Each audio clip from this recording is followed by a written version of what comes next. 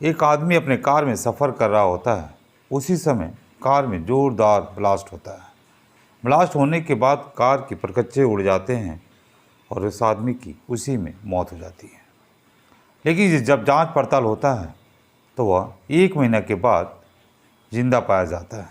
इस कहानी को जब आप सुनेंगे तो वो आपको भी समझ में आएगा कि यह आदमी किस तरह से अपनी इस घटना को अंजाम देता है और कहाँ से इसे शिक्षा मिला, कैसे इस घटना को अंजाम दिया, सारी बात को हम लोग जानने की कोशिश करते हैं। नमस्कार, मैं संतोष प्रसाद, आप देख रहे हैं संतोष अकेला फैक्ट। दरअसल ये कहानी शुरू होता है उत्तर प्रदेश का एक जगह है चित्रकूट। चित्रकूट जो थाना राजापुर के अंतर्गत पड़ता है और यहीं पर एक गांव होता है सिकरी अमान। सिकरी अमान के पास एक हाईवे है और उसी के किनारे एक जलता हुआ कार 29 जून की रात पूरा दहक रहा था। यूँ कहें कि आने जाने वाले की नज़र उस पर पड़ती है और लोग वहाँ पर तमाशे बनकर कार को जलता हुआ देख रहे थे।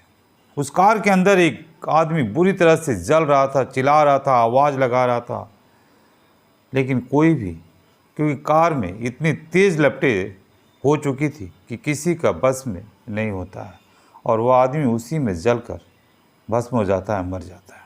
तभी इस कार की पहचान करने की कोशिश की जाती है, लेकिन कार इतनी जल चुकी थी कि कार का कोई भी नंबर नज़र नहीं आ रहा था।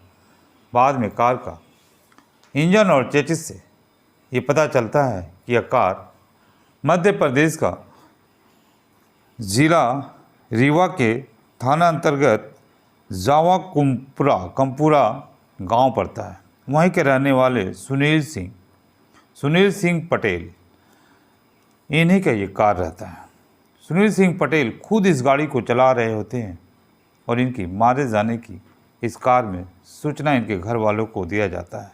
इनकी पत्नी जो होती है हेमा सिंह जो इनकी पत्नी होती है, उन्हें सूचित किया जाता है और सूचित करने के बाद हेमा सिंह घटनास्थल पर पहुंचती हैं और अपनी कार को पहचानने की कोशिश करती है, लेकिन कार इतनी जल चुकी थी कि पहचानने में दिक्कत आ रहा था। वहीं पर अपनी पति का जो शव होता है अनिल सिंह पटेल की, उसे भी पहचान नहीं पा रही थी, लेकिन वह बोल रही थी कि हाँ, ये कार मेरा है तो ये पति भी मेरा ही होंगे।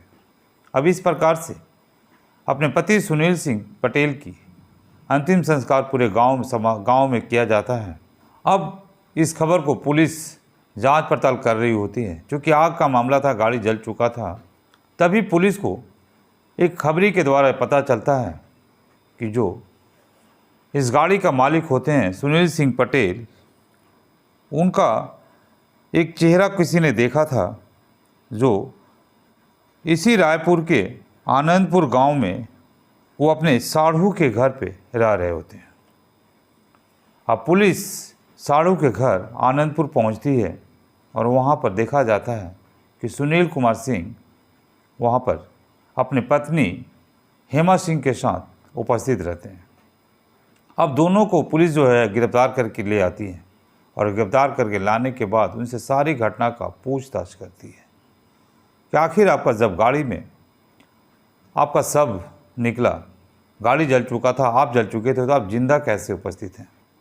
अब इस बात का जब जवाब देते हैं सुनील सिंह, तो सभी पुलिस वाले भी अपनी कुर्सी छोड़कर खड़े हो जाते हैं कि इतना बड़ा सातिर कैसे कोई बन सकता है।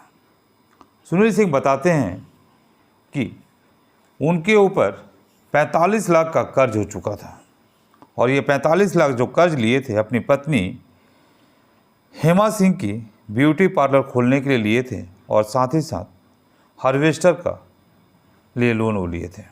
हार्वेस्टर और ब्यूटी पार्लर में 45 लाख का लोन उन्हें लगा था। अब वो लोग लोन की जो किस्तें होती है, एक एक करके किस्त दिए थे, बाकी वो किस्त जमा नहीं कर पा रहे थे। और इसी जमा करने के लिए जो अनिल सिंह की पत्नी हेमा सिंह होती है, वह एक दिमाग लगाती है यूट्यूब चैनल देखने के बाद। वो यूट्यूब चैनल पर सर्च करती है कि कैसे लोन को पूरा किया जाए। तभी उसमें एक सजेशन मिलता है कि वो इंश्योरेंस करवा कर किसी की हत्या करे और इंश्योरेंस क्लेम कर सकती है। उसके द्वारा इंश्योरेंस क्लेम जब मिल जाएगा तो वो अपने लोन को पूरा कर लेगी। तभी वो हेमा सिंह ये बात अपने पति को बताती है, सुनील सिंह को। और सुनील सिंह को पति को जब बताती है तो सुनील सिंह और अपनी हेमा सिंह दोनों मिलकर एक साजिश रचते हैं। साजिश में पहले ये फैसला किया जाता है कि जो सुनील सिंह होते हैं उन्हीं का कद के हिसाब से कोई आदमी को खोजा जाए। बाकायदा 2025 की मार्च महीने में सुनील सिंह 2 करोड़ का HDFC बैंक के द्वारा टाटा AIG का अपनी 2 करोड़ का इंश्योरेंस करा लेते हैं, पॉलिसी करा लेते हैं, जिसे मरने के बाद कोई भी एक्सीडेंट में, रोड एक्सीडेंट में उन्हें या उनके